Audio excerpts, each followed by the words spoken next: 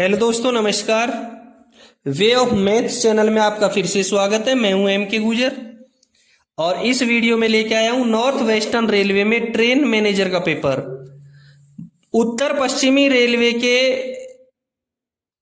8 जून 2024 को हुए रेलवे में ट्रेन मैनेजर का जो पेपर हुआ था, उस पेपर का हल। दोस्तों, इसका पहला भाग मैंने पिछले वीडियो में हल करवा दिया गया है, उसका लिंक आप डिस्क्रिप्शन में देखें। उसमें क्वेश्चन नंबर 1 से लेकर के 30 तक के हल थे। इस पेपर में 110 क्वेश्चन है और इस वीडियो में क्वेश्चन नंबर 31 से लेकर के आया हूं। देखेंगे NWR का ट्रेन मैनेजर का 8 जून 2024 का पेपर का 31 नंबर का क्वेश्चन। होट एक्सल और ट्रेन विभाजन किस श्रेणी की दुर्घटना के अंतर्गत आते हैं? होट एक्सल और ट्रेन विभाजन किस श्रेणी की दुर्घटना के अंतर्गत आते हैं? ए में दे रखा है आर, बी में दे रखा है जे, सी में दे रखा है एच और डी में दे रखा है जी। ए में जो आर दे रखा है, उस आर में कौन कौन सी दुर्घटनाएं आती हैं वो आप देख लें। वाहनों का भाग निकलना, जो आर जो दुर्घटना है उसमें कौन कौन सी दुर्घटनाएं आती हैं? वाहनों का भाग निकलना, मवेशी का गाड़ी से कट जाना, बाढ़, दरार या भूस्खलन। ये जो दुर्घटनाएं हैं ये आर श्रेणी में आती हैं। वाहनों का भाग निकलना, मवेशी का गाड़ी से कट जाना, बाढ़, दरार और भूस्खलन, ये आर में आती हैं। जे में आती हैं, बी में जो दे रखा है वो है जे, इंजन का खराब होना, गाड़ी का विभाजन, होट एक्सल, गाड़ी बेकाबू होना या ब्रेक पावर में कमी होना। इसलिए 31 नंबर के क्वेश्चन का करेक्ट आंसर रहेगा बी, जे। सी में जो एच दे रखा है, एच में आती है गाड़ी द्वारा उचित प्राधिकार के रोक सिग्नल को यदि ऑन स्थिति में पास कर जाएगी। उचित प्राधिकार के बिना रोक सिग्नल को ऑन स्थिति में यदि पास कर गई, वो श्रेणी दुर्घटना होती है एच श्रेणी की। सी में जो एच दे रखा है उसमें, और जो जी दे रखा है डी में, यदि ब्लॉक नियमों का उल्लंघन है तो वो सारी दुर्घटनाएं जी श्रेणी की होती हैं। इसलिए क्वेश्चन नंबर 31 का करेक्ट आंसर रहेगा बी, जे। क्वेश्चन नंबर 32 देखेंगे, ब्रेक निरंतरता परीक्षण कब आयोजित किया जाता है? ब्रेक कंटिन्यूटी टेस्ट कब आयोजित किया जाता है? ए में दे रखा है प्रारंभिक स्टेशन पर, बिल्कुल करेक्ट चाहिए कि प्रारंभिक स्टेशन पर गाड़ी चलने से पहले उसकी ब्रेक कंटिन्यूटी की जाती है। बी में दे रखा है वैगनों को जोड़ना और अलग करना, यदि बीच में वैगन को जोड़े हैं, अलग किए हैं, यदि गाड़ी को काटी गई है तो उसकी ब्रेक कंटिन्यूटी करना बहुत जरूरी है। सी में दे रखा है लोको को बदलना, यदि आपने कहीं लोको को बदला है तो उसकी ब्रेक कंटिन्यूटी करना भी जरूरी है। और डी में दे रखा है उपरोक्त सभी, बिल्कुल करेक्ट आंसर रहेगा इसका डी, कि प्रारंभिक स्टेशन पर कंटिन्यूटी करनी है, वैगनों को जोड़ना है, अलग करने पर कंटिन्यूटी करनी है और लोको को बदलने पर भी कंटिन्यूटी करनी है। 32 नंबर के क्वेश्चन का करेक्ट आंसर रहेगा डी। क्वेश्चन नंबर 33 देखेंगे, के दौरान बिना गार्ड के मालगाड़ी चलाना प्रतिबंधित है? यानी किस परिस्थिति के दौरान बिना गार्ड के मालगाड़ी चलाना प्रतिबंधित है? ए में दे रखा है संचार की पूर्ण विफलता, जब संचार व्यवस्था सुचारू रूप से नहीं चल रही है। बी में दे रखा है डबल लाइन सेक्शन में अस्थायी सिंगल लाइन कार्य, जब टेम्परेरी TSL वर्किंग हो रहा है, टेम्परेरी सिंगल लाइन वर्किंग हो रहा है। सी में घना कोहरा मौसम, यदि कोहरे में, बिल्कुल करेक्ट सही है उपरोक्त सभी। डी इसका सही रहेगा कि सारी परिस्थितियों में बिना गार्ड के मालगाड़ी चलाना प्रतिबंधित है। जब संचार व्यवस्था सुचारू रूप से नहीं है, TSL वर्किंग चल रहा है या घना कोहरे का मौसम है, तो आप कभी भी बिना गार्ड के मालगाड़ी नहीं चलाओगे। 33वें क्वेश्चन का करेक्ट आंसर रहेगा डी।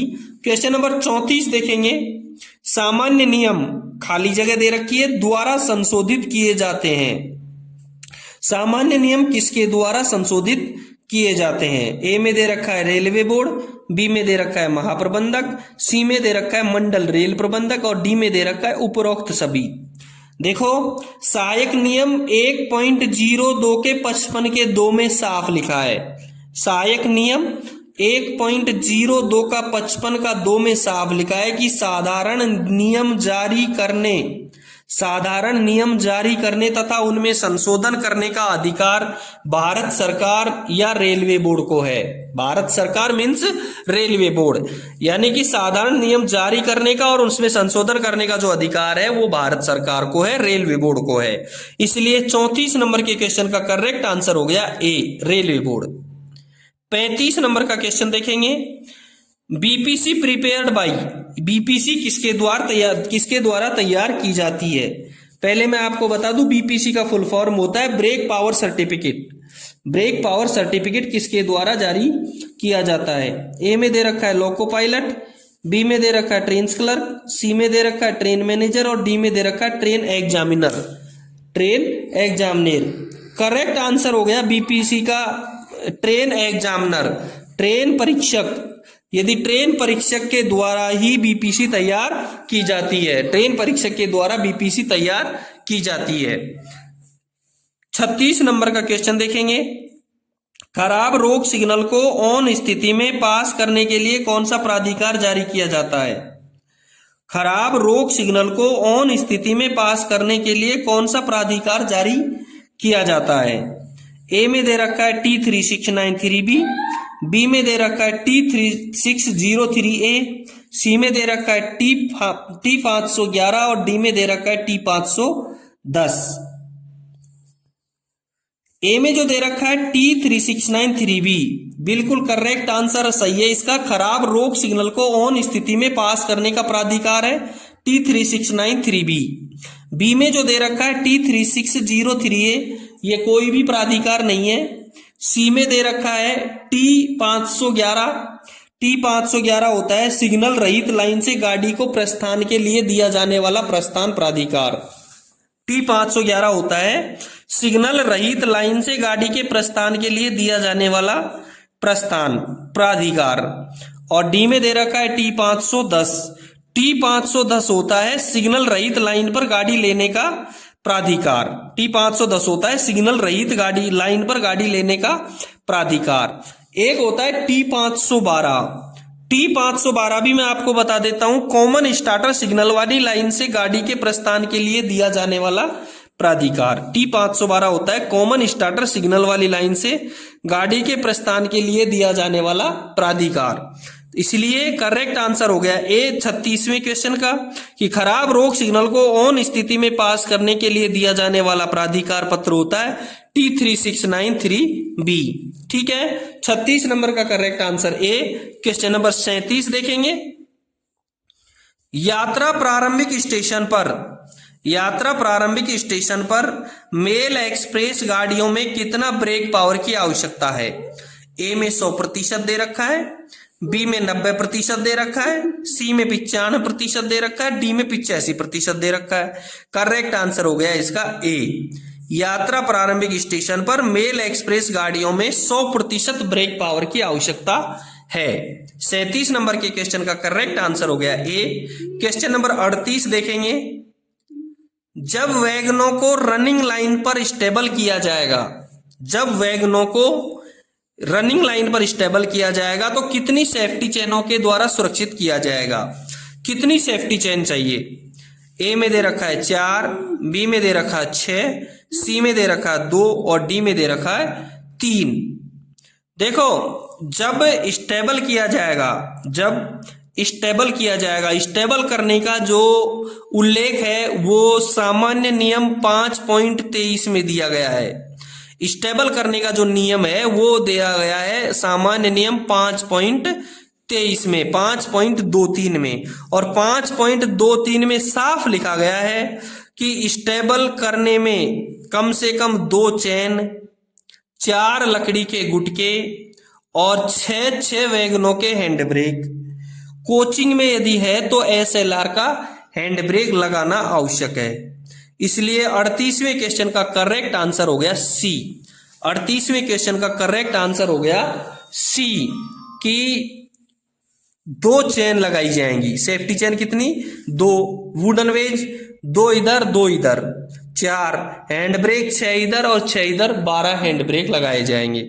ठीक है, 38वें क्वेश्चन का करेक्ट आंसर सी। 39 नंबर का क्वेश्चन देखेंगे, बीपीसी जारी करते समय प्रीमियम रैक का ब्रेक पावर प्रतिशत क्या होगा? ए में दे रखा है 100%, बी में दे रखा है 95% या अधिक, सी में दे रखा है 90% या अधिक, और डी में दे रखा है 85% और अधिक।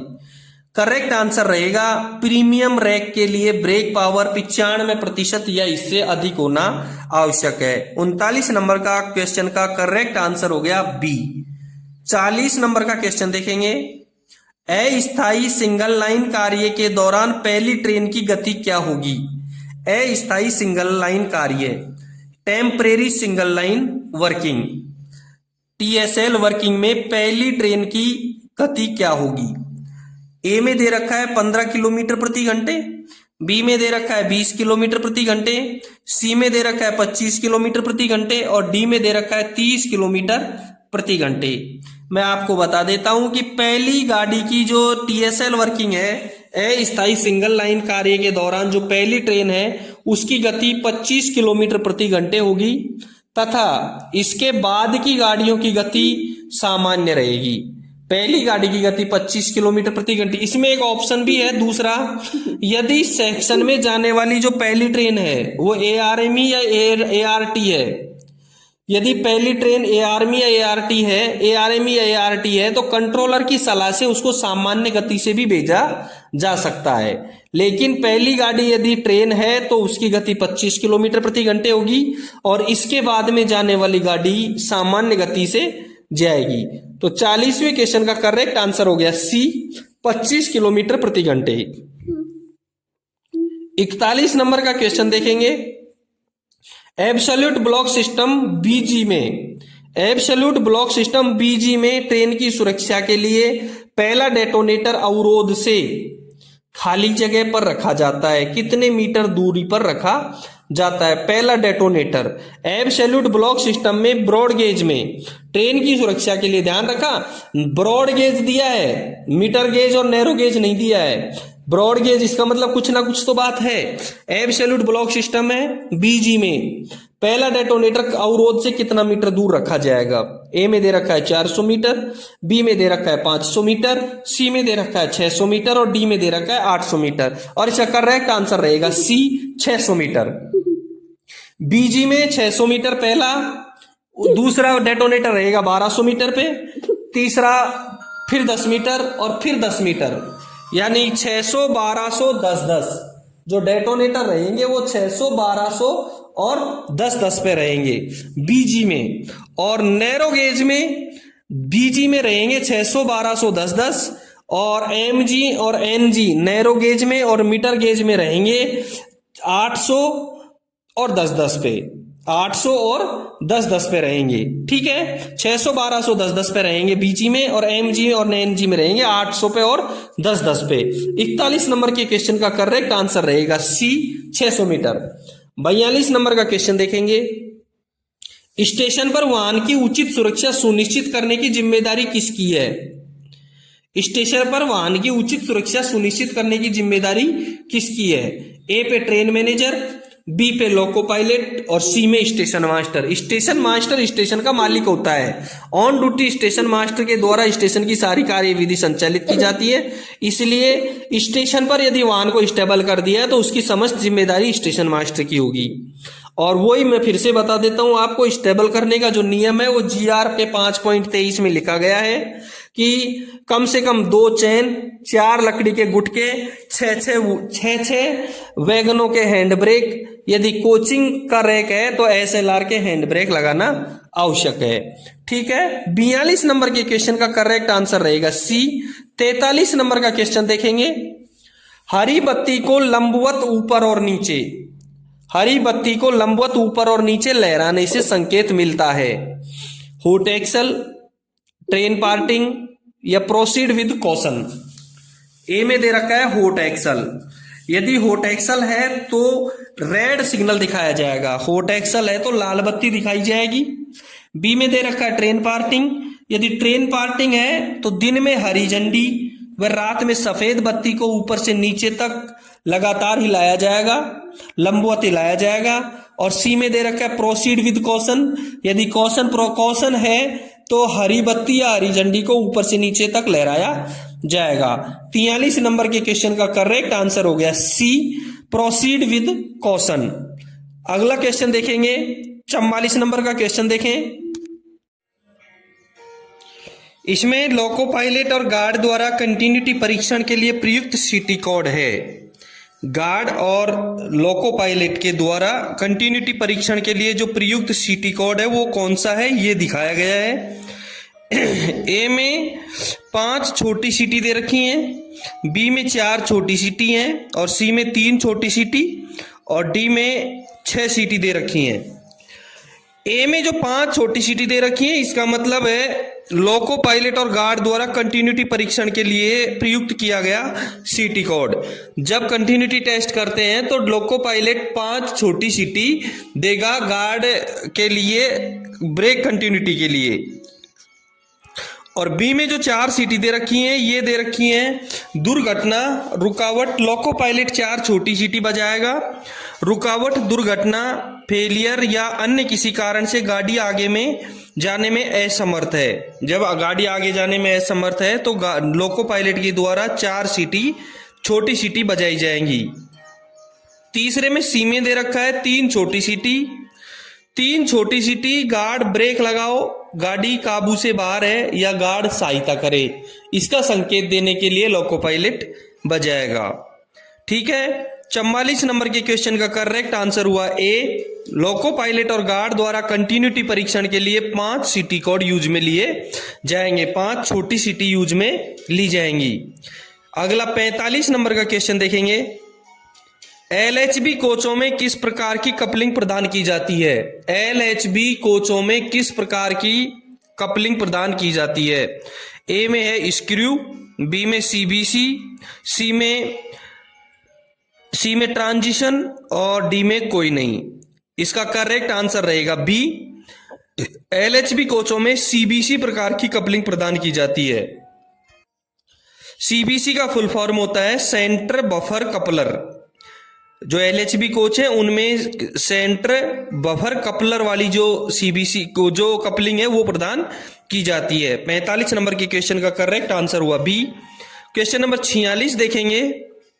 बाधित स्वचालित ब्लॉक खंड में बाधित स्वचालित ऑटोमेटिक वाले ब्लॉक खंड में राहत इंजन भेजने का प्राधिकार कौन सा है?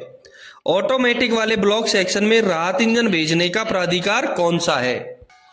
ए में दे रखा है टीए 914, बी में दे रखा है टीए 802, सी में दे रखा है टीए 602 और डी में दे रखा है टीसी 912।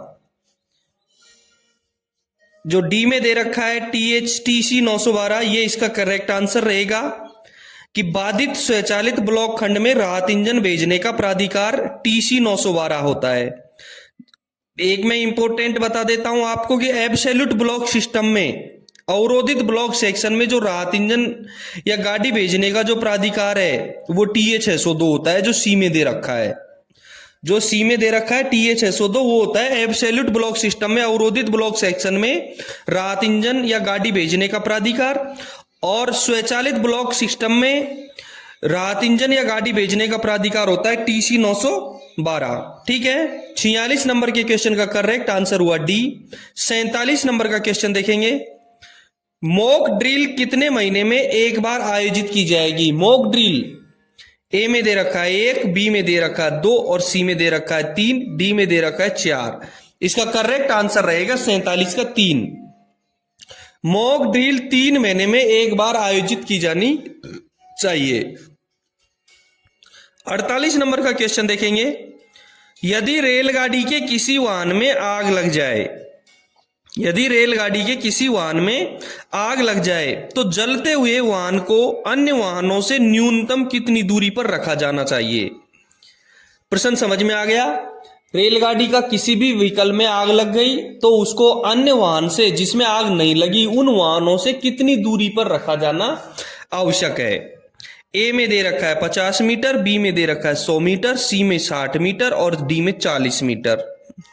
देखो सहायक नियम 6.10 का 1 का क में साफ लिखा है। G&SR के दोस्तों जो भी मैं पेपर हल करवाता हूं वो NWR के G&SR block working manual accident manual के हिसाब से हल करवाता हूं। यदि आपको इसमें कहीं कंफ्यूजन मिले तो अपने डिवीजन या रेलवे का G&SR या मैनुअल बुक जरूर देख लें। सहायक नियम 6.10 का 1 का क में लिखा है कि यदि गाड़ी के किसी वाहन में आग लग गई हो, यदि गाड़ी के किसी वाहन में आग लग गई हो तो गाड़ी रोककर उस वाहन को गाड़ी से पृथक कर दिया जाएगा। गाड़ी के अन्य वाहनों और इस वाहन के बीच की दूरी 50 मीटर से कम नहीं रखी जाएगी। ये नियम 6.10 का 1 का क में लिखा है। ठीक है कि गाड़ी के किसी वाहन में आग लग गई हो तो गाड़ी रोककर उस वाहन को गाड़ी से पृथक कर दिया जाएगा। गाड़ी के अन्य वाहनों और इस वाहन के बीच की दूरी 50 मीटर से कम नहीं रखी जाएगी। 48 नंबर के क्वेश्चन का करेक्ट आंसर हो गया ए।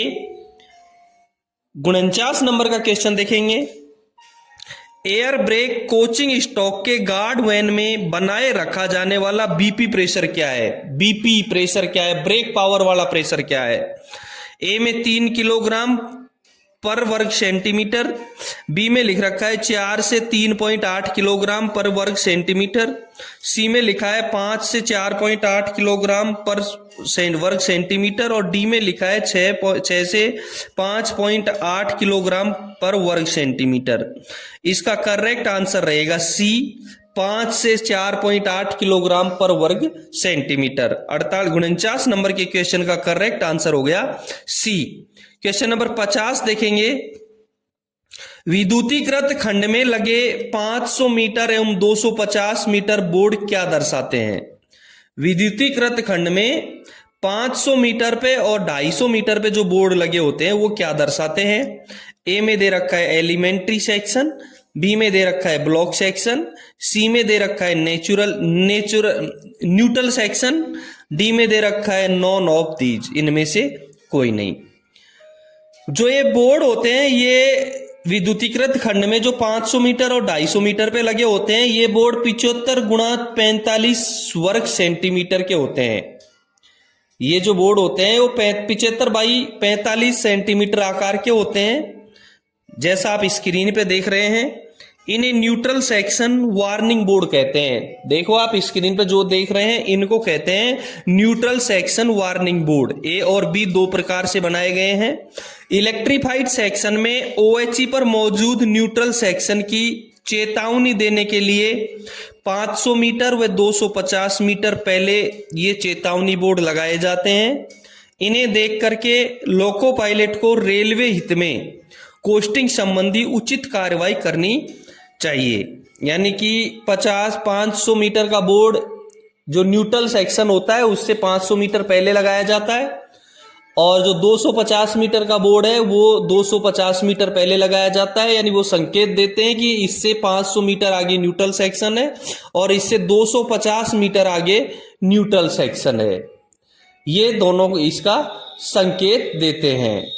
ठीक है, इसलिए 50 नंबर के क्वेश्चन का करेक्ट आंसर हो गया सी।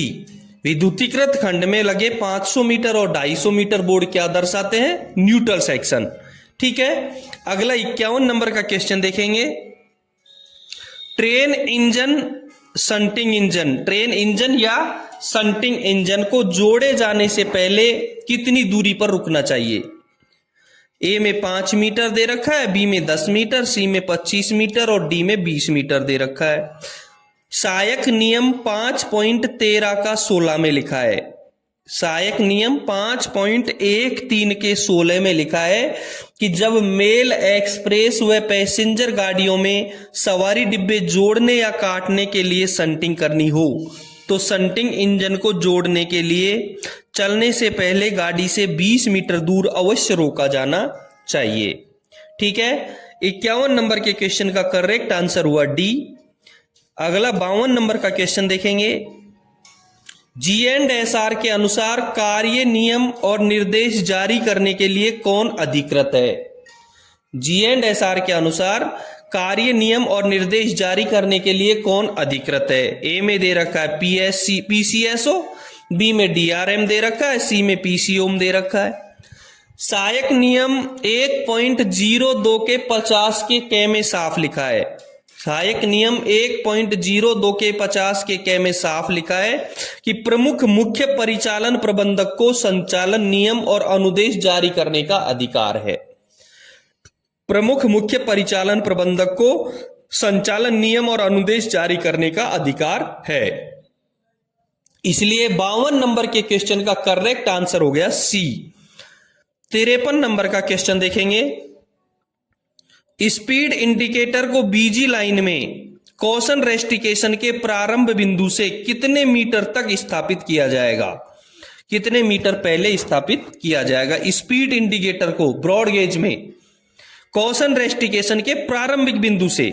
ए में दे रखा है 30, बी में दे रखा है 20, सी में 50 और डी में 60 दे रखा है। जो ये स्पीड इंडिकेटर होता है ये एक पीले रंग का तिकोना आकार का होता है।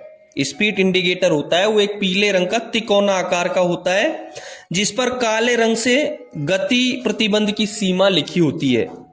इसका उपयोग तब किया जाता है जब गाड़ियों को इंजीनियरिंग कार्य स्थल से बिना रुके प्रतिबंधित गति से गुजारना हो। इसे आने वाली गाड़ी की दिशा में कार्य स्थल से 30 मीटर की दूरी पर लगाया जाता है। मिल गया करेक्ट आंसर आपको। इसका करेक्ट आंसर हो गया ए। स्पीड इंडिकेटर को बीजी लाइन में कॉशन रेस्टिकेशन के प्रारंभिक बिंदु से 30 मीटर पहले स्थापित किया जाता है। ठीक है, अगला 54 नंबर का क्वेश्चन देखेंगे। एक्सीडेंट मैनुअल के किस अपेंडिक्स में रेलवे अस्पतालों और डिस्पेंसरियों की सूची दी गई है? ए, बी, सी और डी। करेक्ट आंसर हो गया इसका ए। एक्सीडेंट मैनुअल के अपेंडिक्स ए में रेलवे अस्पताल और डिस्पेंसरियों की सूची दी जाती है। 54 नंबर के क्वेश्चन का करेक्ट आंसर ए। 55 नंबर का क्वेश्चन देखेंगे।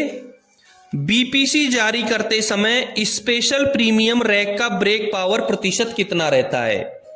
बीपीसी जारी करते समय और स्पेशल प्रीमियम रैक, एक प्रीमियम रैक होता है एक स्पेशल प्रीमियम रैक होता है। पहले मैं आपको बता दूं बीपीसी का फुल फॉर्म होगा ब्रेक पावर सर्टिफिकेट, और ब्रेक पावर सर्टिफिकेट बीपीसी का फुल फॉर्म होता है, कई बार परीक्षा में आ चुका है। दूसरा एक परीक्षा में ऐसा भी आता है कि बीपीसी कौन जारी करता है, तो इसका करेक्ट आंसर होता है ट्रेन एग्जामिनर। बीपीसी कौन जारी करता है? ट्रेन एग्जामिनर जारी करता है। तो बीपीसी जारी करते समय स्पेशल प्रीमियम रैक का ब्रेक पावर ए में 100, बी में 95 दे रखा है, सी में 99 दे रखा है और डी में 85 दे रखा है। करेक्ट आंसर हो गया इसका 100%। प्रीमियम रैक का ब्रेक पावर 100% होता है, स्पेशल प्रीमियम रैक का ब्रेक पावर 100% होता है, और यदि इसमें प्रीमियम रैक होता तो प्रीमियम रैक का ब्रेक पावर 95% या इससे अधिक रहता है। प्रीमियम रैक का ब्रेक पावर 95% या इससे अधिक रहता है, और स्पेशल प्रीमियम रैक का ब्रेक पावर 100% रहता है। ठीक है, 55 नंबर के क्वेश्चन का करेक्ट आंसर हो गया ए। 56 नंबर का क्वेश्चन देखेंगे। जहां कोई संटिंग जमादार नहीं होता है वहां मालगाड़ी की संटिंग की देखरेख करता है। ए में स्टेशन मास्टर, बी में लोको पायलट, सी में ट्रेन मैनेजर और डी में असिस्टेंट लोको पायलट। और करेक्ट आंसर हो गया इसका ट्रेन मैनेजर। जहां कोई संटिंग जमादार नहीं होता है वहां मालगाड़ी की संटिंग की देखरेख ट्रेन मैनेजर करता है। 56 नंबर के क्वेश्चन का करेक्ट आंसर हो गया सी। 57 नंबर का क्वेश्चन देखेंगे। संटिंग अथॉरिटी इज, यानी कि संटिंग अथॉरिटी है। दोस्तों यदि आपने चैनल को सब्सक्राइब नहीं किया है तो एक बार चैनल को सब्सक्राइब जरूर कर दें। इससे पिछले वीडियो के लिंक मैंने सब डिस्क्रिप्शन में दे रखे हैं, वहां से आप इसको जरूर देख लें।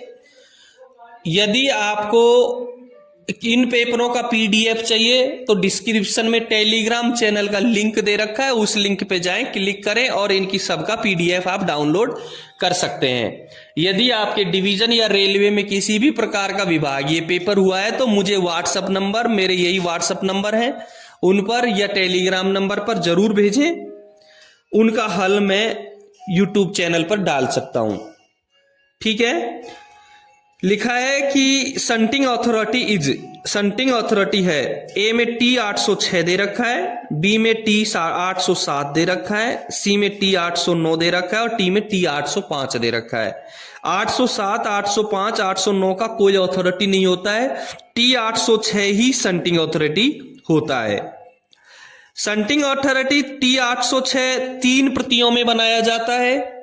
पहली प्रति इसमें लोको पायलट को दी जाती है, दूसरी प्रति इसमें ट्रेन मैनेजर को दी जाती है, तीसरी प्रति रिकॉर्ड के लिए होती है। टी 806 में 4 बातें लिखना जरूरी होता है। संटिंग सीमा, संटिंग का कार्य और कार्य में ली जाने वाली लाइन, और अंत में लिखना होता है अनुमानित समय। ठीक है, 57 नंबर के क्वेश्चन का करेक्ट आंसर हो गया ए। क्वेश्चन नंबर 58 देखेंगे। 5 वर्ष के बाद डेटोनेटर का जीवन कितने वर्ष बढ़ाया जा सकता है? ए में 1 दे रखा है, बी में 2, सी में 3 दे रखा है। देखो, डेटोनेटर की उम्र 5 वर्ष निर्धारित की गई है। साधारणतया डेटोनेटर की जो उम्र है वो 5 वर्ष निर्धारित की गई है। इस अवधि के पश्चात उस लॉट के जो पटाखे होते हैं उनमें से 2 पटाखों का परीक्षण करके यदि वो परीक्षण में संतोषजनक पाए जाते हैं तो इस अवधि को 1-1 वर्ष करके 3 वर्षों की और 3 वर्ष तक और बढ़ाया जा सकता है। यानी कि इस तरह कुल 8 वर्षों तक इसे काम में लिया जा सकता है। जो इसकी जांच होगी वो प्रतिवर्ष होगी। 5 वर्ष के बाद में प्रतिवर्ष जांच करके अधिकतम 3 वर्ष बढ़ाया जा सकता है। यानी एक पटाखे को कुल 8 वर्ष तक काम में लिया जा सकता है। 58 नंबर का क्वेश्चन का करेक्ट आंसर हो गया सी। 59 नंबर का क्वेश्चन देखेंगे। मेन लाइन की CSR खाली जगह बीच की दूरी को इंगित करता है। मेन लाइन की जो CSR है वो किसको इंगित करती है? पहले मैं आपको बता दूं, CSR है तो CSR का फुल फॉर्म क्या होता है? Clear standing room. CSR का फुल फॉर्म होता है क्लियर स्टैंडिंग रूम, खड़े होने के लिए साफ जगह। क्लियर स्टैंडिंग रूम यानी खड़े होने के लिए साफ जगह। अब मेन लाइन की जो CSR है वो क्या क्या होती है? ए में दे रखा है falling mark to falling mark, B में दे रखा है starter signal to falling mark in rear, और सी में दे रखा है starter signal to point in rear, और डी में दे रखा है कुछ नहीं। इसका करेक्ट आंसर होगा बी, आगे से स्टार्टर सिग्नल और फॉलिंग मार्क इन रियर, पीछे से फॉलिंग मार्क। यदि पीछे से जो फॉलिंग मार्क है उसको क्लियर कर लिया और आगे स्टार्टर सिग्नल तक उसकी CSR काउंट की जाती है। ठीक है, 59 नंबर के क्वेश्चन का करेक्ट आंसर हुआ बी। 60 नंबर का क्वेश्चन देखेंगे। Form number of train intact register is, यानी ट्रेन इंटैक्ट रजिस्टर का फॉर्म नंबर क्या है? ए में दे रखा है T 806, बी में दे रखा है T 1410, सी में दे रखा है T 1525 और डी में दे रखा है T 1220। ए में जो दे रखा है T 806 सबको पता है, अभी ऊपर देखा ही है हमने 57 नंबर के क्वेश्चन में कि T 806 संटिंग आदेश होता है। बी में दे रखा है T 1410, करेक्ट आंसर 60 नंबर का यही रहेगा, T 1410 ट्रेन इंटैक्ट रजिस्टर, जिसको हिंदी में गाड़ी का संपूर्ण आगमन रजिस्टर कहेंगे। T 1410 करेक्ट आंसर यही रहेगा। सी में T 1525 है, ये मोटर ट्रॉली परमिट है, और डी में 1220 दे रखा है, ये किसी भी प्रकार की ट्रैफिक में कोई अथॉरिटी नहीं है। 60 नंबर के क्वेश्चन का करेक्ट आंसर हुआ बी, T 1410। दोस्तों, ये था दूसरा भाग जयपुर NWR में जो ट्रेन मैनेजर का पेपर हुआ था 8 जून 2024 को, उसके पेपर का दूसरा भाग, जिसमें क्वेश्चन नंबर 31 से लेकर के 60 तक हल करवाए हैं। इससे पहले के वीडियो में क्वेश्चन नंबर 1 से लेकर के 30 तक हल करवा चुके हैं।